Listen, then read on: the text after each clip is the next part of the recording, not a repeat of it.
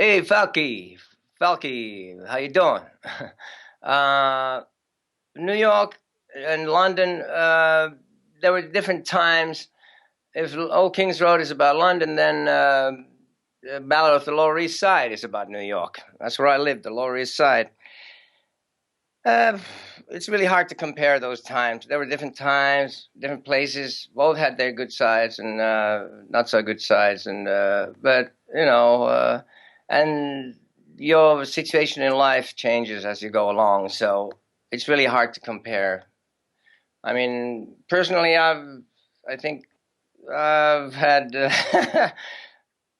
quite some crazy times. Not like crazy out of it times, but like hard times in both places. Uh, it's never been that easy, but there's been good times too. So I've had. I'm glad I lived in both cities. New York, I lived longer. I lived in New York for 10 years. London, about four, 4.5, something like that. But they're both very different, so I can't really compare.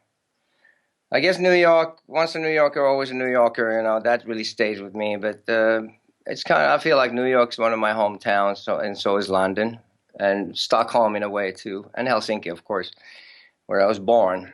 So I'm sorry, I can't really give you a clear answer on that, but really had some great times in New York. I loved living in New York because I was more evolved, I guess, than when I was in London. I was so young, I didn't know that much. I grew a lot and learned a lot and experienced a lot in New York during those 10 years.